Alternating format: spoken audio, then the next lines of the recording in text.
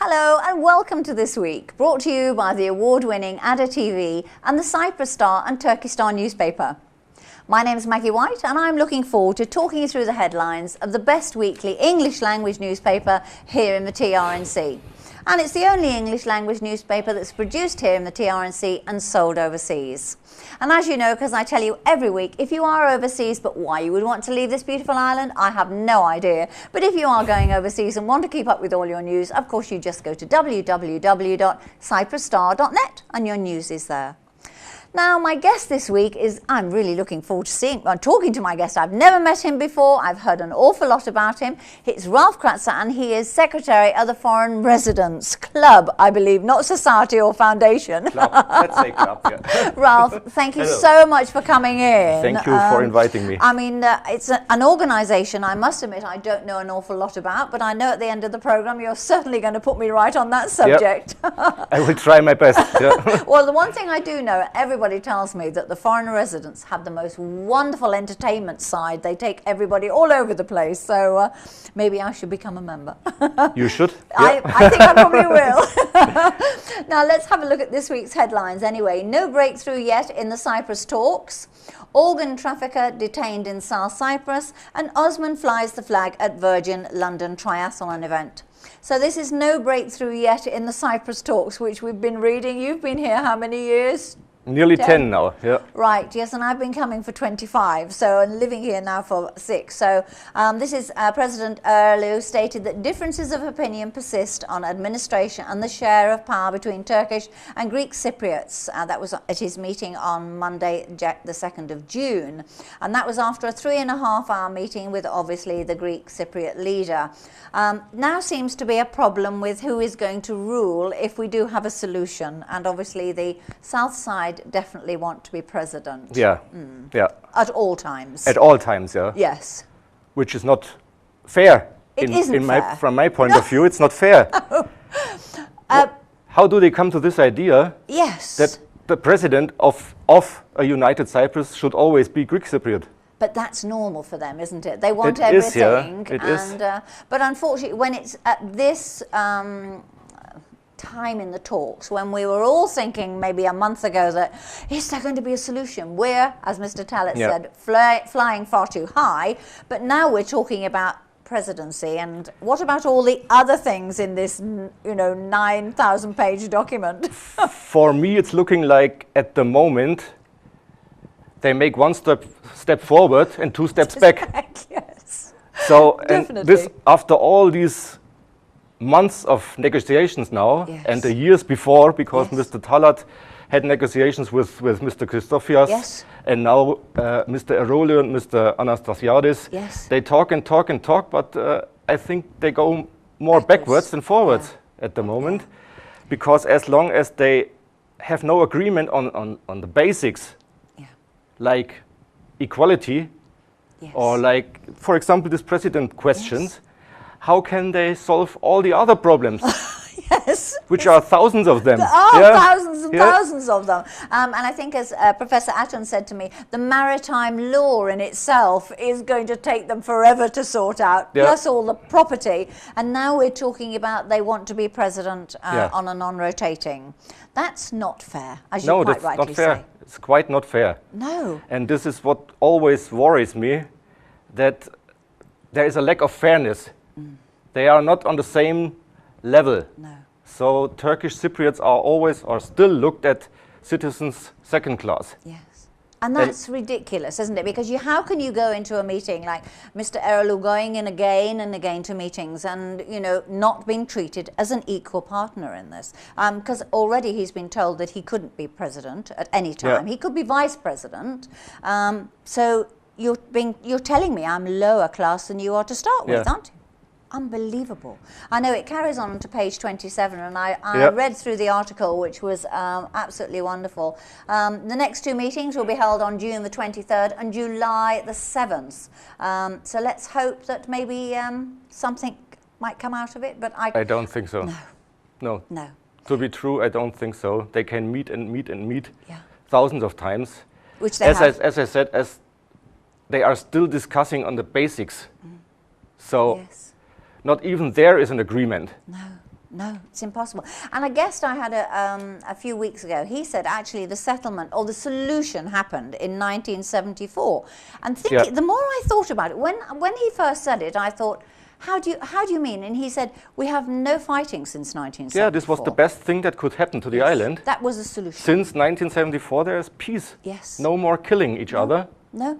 So this was the best thing. Yeah, exactly. But I don't think the other side has the same opinion. No, it doesn't. No. And of course, anyway, they've erased all their history from 1963 to 1974, conveniently. So as I've heard them say, you know, it was a very good summer. Yeah. But unfortunately, you cannot lose your history, can you? Because somebody else will remember what happened, and we certainly do remember what happened here. You only have to go to some of the villages, and you know, all the men were wiped out, men and children. I have been to several villages together with a Turkish Cypriot friend.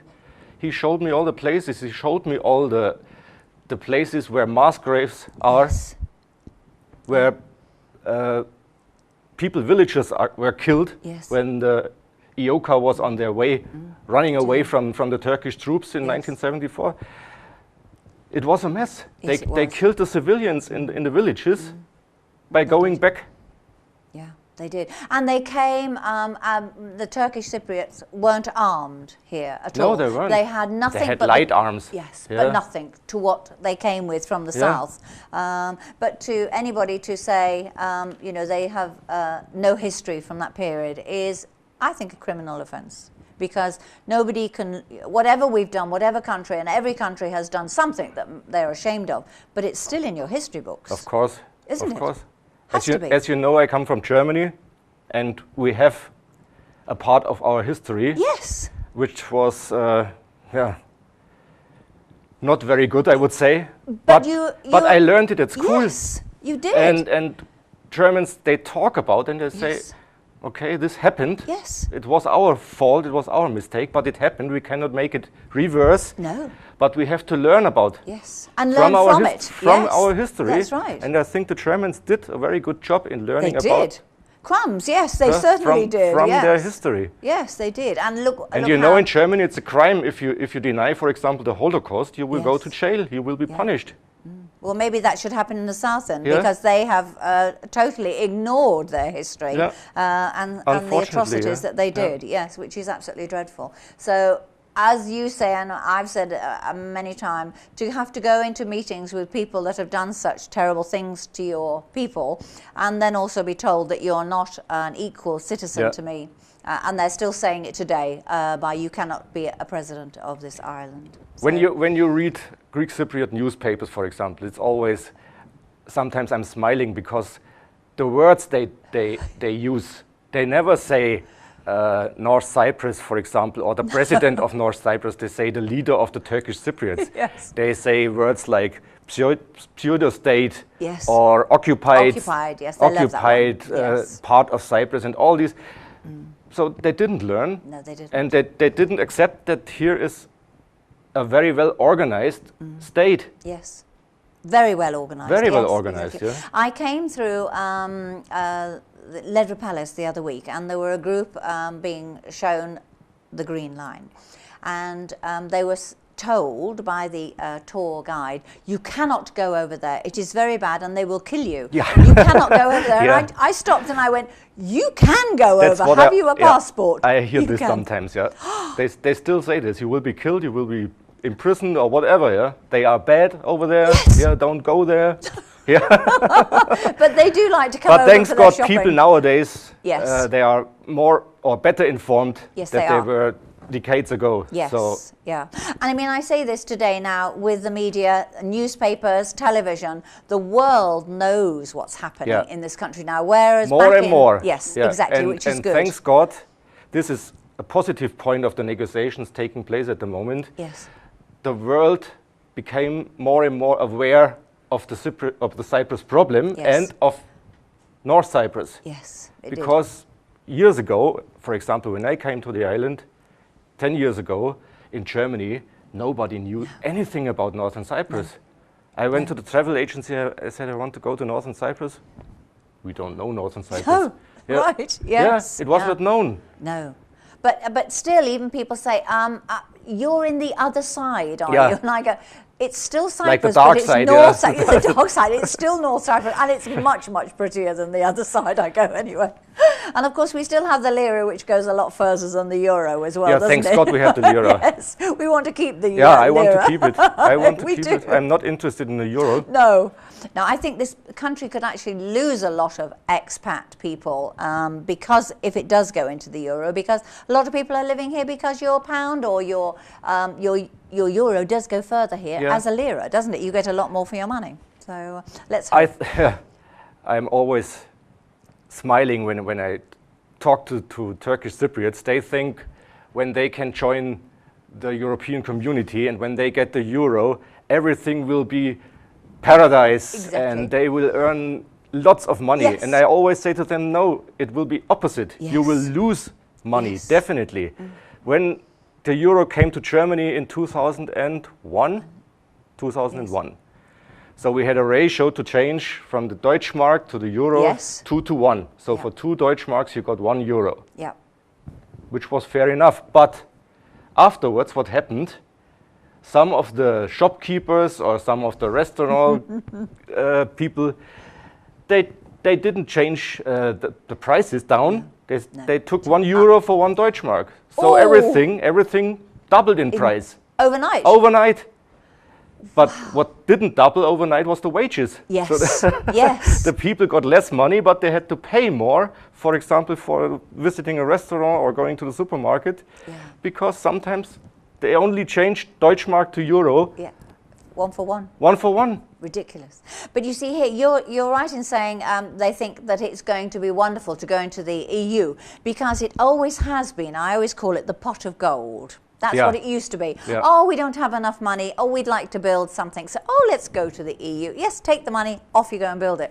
But now, of course, how many countries have failed that went into the EU? And I think that's what people have to look at now. Or will there be any EU in time to come? You know, will it still be going? My personal opinion is that we would be very much better here not to join the euro, not to get member of the United Community, United European Union. Yeah. Yeah, I think it's much better as it is. And I think maybe in Turkey now the opinions change as well. Yes, it has. Yes, yeah, I hope so. I mean, at one time, and I say this quite often in this program. At one time, you were saying, people did when you wanted to come to North Cyprus. People, where is that? How can I get you a flight there from Germany? And at one time, people would say, Turkey. Now, where is Turkey? Everybody knows where Turkey is now, don't they? Yeah. It's so well known. It has come along so much, so everybody knows where it is. But now with the media, everybody knows where North Cyprus is. Yeah, it's becoming better and better, I think. It is. Yeah. And even more so, people in England now, because Osman flies the flag at Virgin London Triathlon event, and this is Osman Safa. He came in a few weeks ago, was on the program, and he said he was running a triathlon. He's done, I don't know how, 26 marathons. He's done the London Marathon 26 times, and he said he wanted to challenge himself even more so. So he's done the triathlon, finished in extremely good time. Yeah, I read this. Well done. A very good time, wasn't it? Very good time. And the lovely picture of him hoisting the TRNC flag. He was the only Turkish Cypriot there.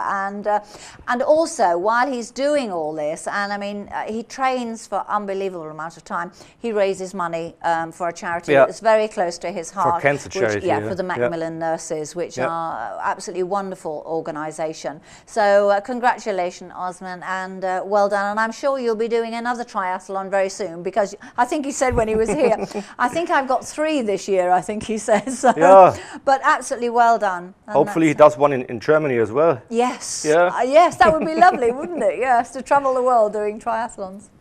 Now, a headline that I don't like to see anywhere in the world, but so near as in the south, the organ trafficker detained in South Cyprus. And this is an Israeli man suspected of illegal trafficking in human organs has been detained in South Cyprus. Came in on a fake passport. It's such a shame. Human trafficking is terrible. But when you start trafficking in organs, and I always think, people are desperate for money all over the world. Yeah. So if you've been offered $5,750 for your kidney, there's an awful lot of people that will sell their kidneys. And I'm sure. Yeah. Aren't there? Yeah. It's just a sad state of the world today. But just a terrible thing, isn't it, for somebody to have to do that? I cannot understand this. No, very, very, very sad indeed.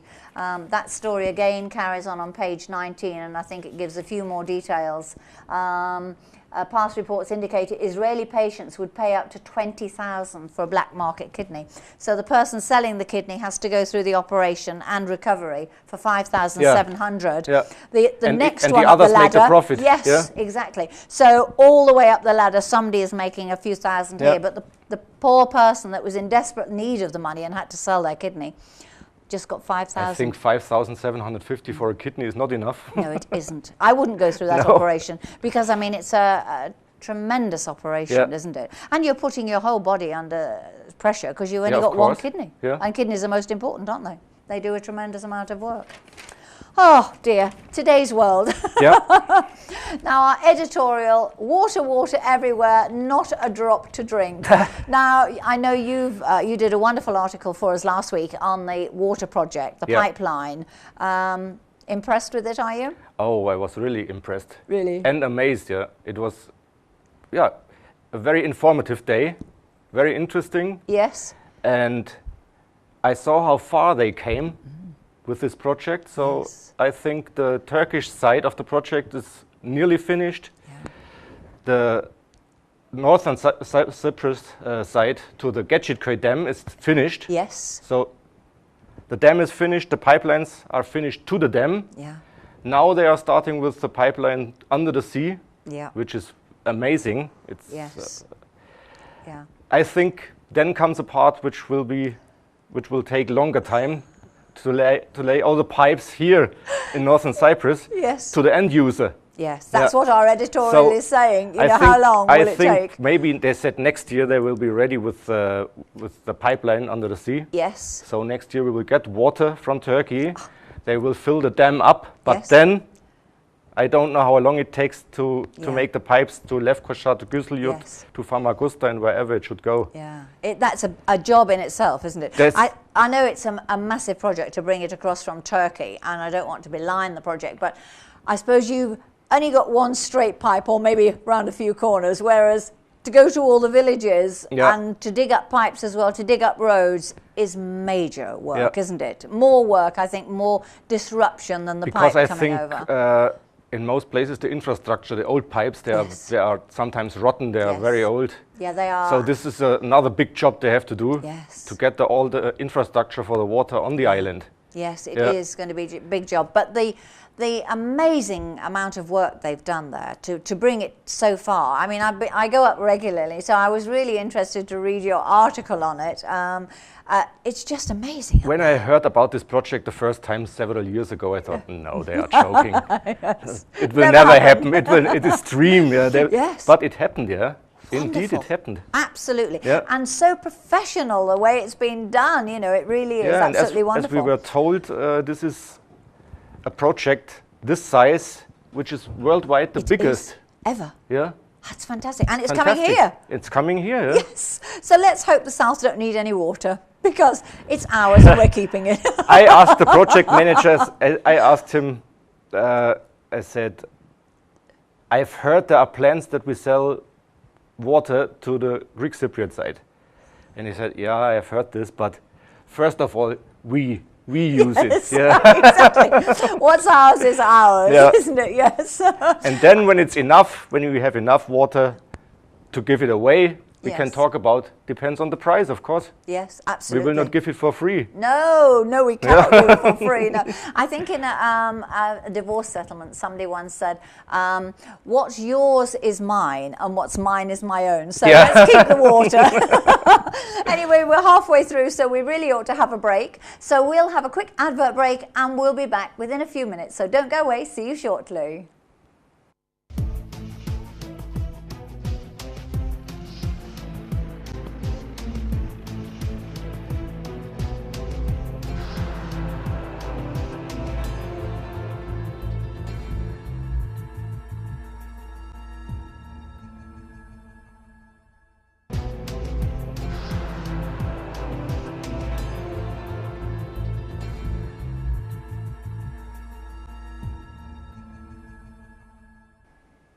Hello and welcome back to This Week. My name's Maggie White and my guest this week is Ralph Kratzer from the Foreign Residence. And you're secretary, aren't you? Yes, And that's more work, as we were talking before we went on air, than most people think, isn't it? They think, oh, it probably just takes a few minutes. No, it's more. You do the website as yes, well, I do the don't website you? Well, well. we'll talk about that in a minute. Now, page 6 of our paper this week, festivals. Yeah. And we know how to have a festival here, don't we? If there's one thing they can do, isn't it wonderful? It's amazing. Sometimes I'm really astonished how many events are taking place in North Cyprus, especially during the summer season, of course.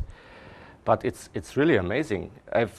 I'm a biker since nearly my whole life, but I've never seen so many biker festivals in such a little place like this island is. Because you don't actually see many motorbikes here, do you? You see the odd one, more now. But when you say a festival, how many bikes will you get at a festival, a meeting? How many would you get? 50? So or? the last festival I visited was in Güselyurt. Yes. Organized by the motorbike club in Güselyurt, and it was at least 250 bikes. Really? Yes. That's fantastic. Really. And it was in the big community park. Yes. Very nice with a fountain and good catering, live band. It was brilliant, organized. They do organise things so beautifully here, don't they? All the festivals that I've been to just run like clockwork. The only trouble is we might not know about them until the night before. This is sometimes a real big problem, isn't it? Because we all want to go. I mean, the Walnut Festival, the Watermelon Festival, the annual Gonieli Municipal Children's Festival. That's just this week, and I'm sure there were others. And my guest last week was saying, I would like to know when they are. And I know so many people, but you actually keep it on your website, don't you? We keep as many as you can. We forward the information we get to our readers. Yes, we have a weekly events calendar for the upcoming events.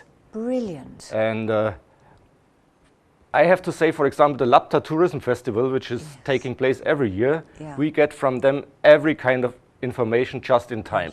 Because they have so many things. They have so many from things. Rallies to spearfishing to, I don't know, everything you can think of. Amazing. There it works, but we get less information, for example, from the Famagusta side. I don't know why. We get more information here, the Kyrenia side. Yeah, because you see, it's such a long way to Famagusta. It's a very long way. It's hours. And we were talking it's again. It's at least 35 kilometers. Which is nothing. And when you think about how many miles we all used to go to work when we lived in other countries, but because we're such a small island now, you think, oh, Famagusta. I think in my professional life, I drove around the world several times. So many kilometers I got on my clock. And you didn't think about it? No, I didn't think about it. But now? But now when I have to go to the Famagusta side, I think, oh, such a long distance. The time when we have to worry is when we live in Alsanjak and we go, oh, Guernsey, no, it's too far. But yes, the festivals are absolutely wonderful. Now, on page 9, businessmen support Let's Do It. Now, I had lots of text messages saying Let's Do It, and I thought, what on earth is this all about? And then it was obviously a worldwide thing of collecting rubbish. Well, as most of you know, rubbish is a big problem here, and it's one of my real big bugbears. So the Chamber gave out 15,000 dustbin liners and 15,000 bottles of water for the event to help everybody. Now, my husband went down the road and saw all these wonderful people, all these volunteers picking up all the rubbish. Brilliant, putting it all in bags, and hopefully they were collected by the Belvedere. But when he came back 2 hours later, there was almost just as much rubbish because people had still been throwing it out of their windows. That's a big problem. It is. Because this is a lot of time. They're giving their time to clean up after people have thrown the rubbish out of the car. And it's so easy to take it home. It's so easy, and the municipality, they work brilliant over here. They do. The system is working. It is. So where I live, they take away the rubbish twice a week. Brilliant. Always just in time, so there is no reason, or I cannot see a reason, to throw something out of the car, or even put it into my car, drive up to the mountains. And dump it. And dump it there. There is no reason, because the Belvedere works perfect. It does, and I'm glad you said that, because I think the Belvedere need all the credit they can get, because they are wonderful. They come when they on the same day every week at the same time. I can set my clock by them.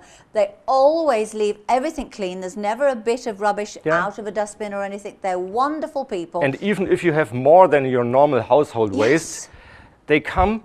You give them a ring, or you go to the municipality, you say, I have this and that. They come with the truck and they take it off for little money. Exactly. Yeah. They are absolutely wonderful, the Belvedere. So there is no reason to have people going along the roadside picking up the rubbish. And I know sometimes when I go down to the beaches and I look at the rubbish on the beaches, I find it very, very disheartening. Yeah, that it's it sad. Can be dumped. It's sad, and it's not good for the wildlife over here, especially for the turtles. Yeah, that's right. And the turtles bring in a lot of tourism. Yes, we have to think about things like that, and tourism is most important, isn't it? This is a species.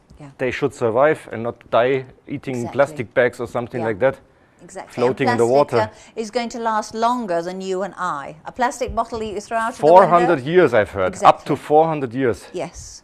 Yeah. Yeah. More than we're ever going to live. So very, very sad about that. Considering hotel occupancy, rather, is up by 50%. 57% in May, and that's early on in the year, but we do have wonderful weather in May, so no wonder people do come, because it's really worth it. I did read on page 16, the Parliament roundup, the Parliament session, which was historic due to the amendment of the Constitution, which had been hasn't been amended for 29 years. We're still in the archaic British laws. So at least something is being done. At least they are at least changing one or two of the laws, which is good. Spain. King Juan Carlos has abdicated, hasn't he? Yes. Most unusual. I thought he would go on forever and ever. No, he retired now. He did, yes. Yeah. And his son, who everybody says looks like Mel Gibson.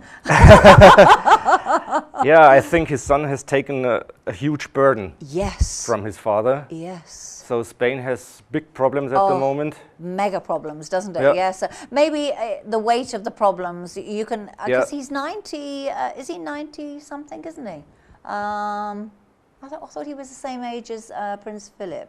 Oh no, it's the Queen that's the same age as Vera Lynn. I'm getting them all mixed up. So he's 76. He's 76, So he's had a good... time to retire. Yes, maybe with all the problems. He had a little bit of scandals in the last few years. He did, just a few, but they're still in his history book. Which is more than we can say. So I think the Spanish people are now a little bit not sure if they want to keep their monarchy. No. So I wish his son the very best. Yes. It's an uphill battle, that one, isn't it, for him? Yes, exactly. A bit of a poison chalice there, really. Here you are, you can now be king of the country. Wow, I don't know whether I want that. What a decision to have to make. You're now king. I hadn't really planned on that quite so soon. Oh, I think he's well prepared. Yes, he is, yes. He's very popular. Yes, he is. More popular than Prince Charles, may I say. Yeah, and more popular than Juan Carlos' son-in-law. Yes. Oh, yes. He had this scandal as he well, did. Yes. with money laundering and whatever. That's right. Yes, that went through the press, didn't it? Yes. On page 25, the GAU celebrated its 30th year with a gala night. I didn't realise the Gurney American University had been around for 30 years. I didn't know this. No, I thought it was much newer than that. Yeah. I didn't know this. I mean, every time I haven't been there, unfortunately. I had another appointment, but it was a great night, I have heard. Yeah. Great gala night. It looks lovely in the photographs. It all looks... And I know the founder, Mr. Akpinar. Yes. He is biker as well. Is he? He is, Right. He drives a real big Harley Davidson bike. Does he? And he's a really nice guy and he has visions and... Yeah. He is really, really good man. Well, when you come past the university now, it's growing all the time. Yeah, and what they've done now to the Chateau Lambusa, to the former hotel of Kent Assis. Wonderful. It's wonderful. It is, because that building, I think it will be one of the best places on the island. Yeah, it will. It's a wonderful building inside, but it was just decaying every time I went. It was crumbling, and I'm thinking, I know the building isn't old. It does look as if it's very old, but it was such a shame to see it all going, because the theatre downstairs. But now it's like Phoenix out of the ashes. Yeah, it's, wow, and it's all alive and everything. Yes, I'm glad, because it's a big complex, that isn't it? It's a huge complex. It is lovely. Anyway, well, we're nearly at the end of our paper. I want you to tell me about the foreign residents, why I should join. Now, I know, how long have you been around the foreign residents? How long? So, the Foreign Residents Association. Yes, association. Association was established in 1998. Yeah. Right. Yeah. Oh, that's quite some time, isn't it? Yes, well established now. We are well established now, yeah. Yes. A lot of members? We have now at the moment, I think, 250 plus, I would say 260 members from 20 different nations. Fantastic. So it's a real good mix. Yes, it's a real good mix, yeah. Ah, that's lovely. Of course, most of them are British origin. Then comes Germany, but then we have people from Scandinavia, from Sweden, Finland, Norway. Now more and more Russians are joining us. Yes. Yeah. Italy, USA, Canada. I cannot count. Wow. Yeah. I mean, that's lovely, because I know you have lots of events. You're always putting on events and things. And it must be lovely for all those people. It's a melting pot of people, isn't it? They like it. Absolutely. And you meet new friends from an association like that, don't you? That's the most interesting thing. Yeah. And I'm happy that I joined this club 10 years ago. I bet. And now I am the secretary, as you said, since 2 years now. It's a lot of work, but I like it. I like it. Yeah. And you meet people as well, different people. Yeah, we have weekly meetings. Yeah. I think we are the only association here having weekly meetings with our members. That's very good. But it's informal. Yes. So we come together, have a chat, we change informations. Some people need some help. Yeah. So it's really like a big family, I would say. Yeah. And if somebody's got a problem with, say, legal, you can point them in the right direction, or medical. We don't give legal advice. We are not a lawyer or a solicitor, but we can say, okay, go there, or ask him, ask her. Yeah. So we can give advice. Yeah, and that's important, because when you are a foreigner in another country, you think to yourself, where do I go? What do I do if I have an emergency, or how can I find out if that's right? Because you hear so many stories, don't go to them, they're not good, but they're good. And you're thinking, well, so if you have an organization. One part of our tasks of the foreign residents in the TRNC is we organize burials. I know people don't like to talk about this. It happens. But it happens. The death is part of our life, I always say. It is. And somebody has to organize it. Yes. And I think not a lot of people know exactly what to do in the case of. Yes. So, and this is one task we have. We have a subcommittee for burials. We have 4 international cemeteries here. Do you? And if somebody has a sad loss, you can come to us and we organize everything.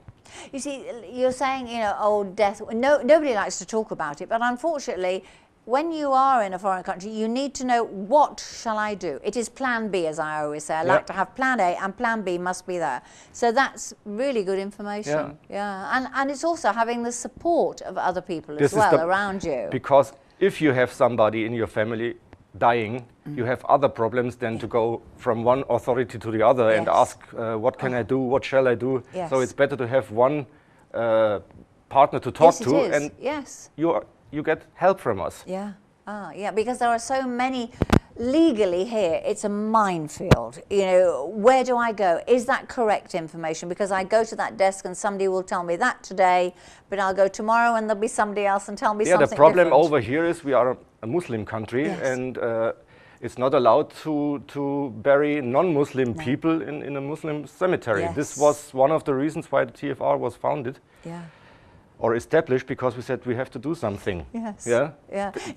You have to smile about it, because you think, we're going to die, so we're going to have to do something about it. Yes. So let's organize something. But this is only a part of our tasks. So we have social events, as you said. Yeah. We try to keep people informed and updated through things. the website. Yeah.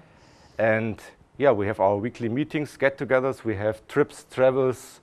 We organize a lot of things that people get a social background in a foreign country. Yeah. And they meet other people through that. Yes. Even if they don't really want to go to meetings, your social events, they will meet other people of like-minded. We had it so often that people joined our association and they said, oh, the first meeting we had, I met this and then from UK. I know them since my childhood. We were together at school. No. Yeah, and now I meet them again in the foreign residence. Yes, because it's funny, because Guernsey is sort of the line you don't cross over. If you live this side, that's fine. You stick to that side. So we really don't know what's happening the other side. And it's really strange, isn't it? It's a city that no, I don't go that side. No, I don't go to Chautauqua. I live in Arsenal. But you see, it could be somebody that you know living on the other side. Unless you join something like the foreign residence, you won't know who's around, will you? Yeah. And I think it's the information that's most important, because we all go into panic when something goes wrong. Where am I going to go? What shall I do? Whereas if somebody can say, calm, steady, this is the road to go. And that's most important, isn't it? Yeah. So, well, I'm sure it'll go from strength to strength. Have you got any events planned for the near future? Anything that will tempt me to join the foreign residents? Yeah, Any we have food? one interesting trip. We do it now the second year. We go to this hidden village of Akinchilar. I don't know if you know this. No. Akinchilar is a very interesting place to visit because it's on the Greek Cypriot side. It's a Turkish village on the Greek Cypriot side. Is it? So it's surrounded by Greek Cypriots. It's like an enclave. Really? Since 1974. So you have to. How many people living in it? I think now there are 300 and something. So it's quite small. Now it's a small village. It was before 1974. There were living more than 3,000 people there. Wow! But after 1974, a lot of them left the village. Right. To go to other places on the island, or a lot of them went abroad. Yes. Yeah. And how are they coping with living there? Are they accepted by everybody or not, or they keep to themselves? Yeah, in former times they had the problem that they live in an enclave. Yes. And they had not many contacts to the rest of the island. But now more and more people visit this little village, and they are very proud, of course. They explain everything, and the historical things, and they invite you to drink a coffee, to have some meal with them. They are really proud, and they like it, that they are now a little bit more in a focus. Yes. Yeah. And that's typical Turkish Cypriot. Drink some coffee with me. Can I share my food with you? That's they call themselves a mixture between Greek and Turkish Cypriots. Do they? And most of the villagers speak both languages, Greek and Turkish. Turkish, yeah. Right. So when is this visit planned for? This is planned for July. July? Hopefully it's not too hot then. Yeah. But at the moment it doesn't look like that summer What's comes. What's happened to the weather? I don't know. Surely not the normal. foreign residents organisation can sort out the weather, please. Yeah, it's that's most unusual. The only thing we cannot do is to have influence on the weather. Yeah, it's crazy this year. Weird. Summer will not come. No, and yesterday threatened thunderstorms. Sue Ghazi, our editor, the other night emailed me and said, batten everything down, there's going to be a tornado. So I'm taking everything in, from outside. And the sky was black, but it seemed to go over. Yeah. But it's been most unusual, because normally now we're settled into, wow, this is hot. But now it's, maybe we should appreciate it. A visitor here last week from UK, and she was so unhappy. Really? She thought she comes here to sun, and it was always windy, it was always chilly in the evening. It is, and that's most unusual to have this cold evenings, because normally we're sitting out by now. Yeah, I think, don't the locals say 15th of May, and that's it. You can sit outside in the evening. Normally it was like that all the years before. So this year, but things are cyclical, aren't they? So maybe this is a 7-year itch. in the weather. But we need our lovely weather back, don't we? It will come sooner or later. Oh, it will. Sooner or later. We still have sunshine every day anyway. And then we are moaning about the hot temperatures. Yes. That's typical, isn't it? Well, we used to say that about the English people. Oh, it's too hot.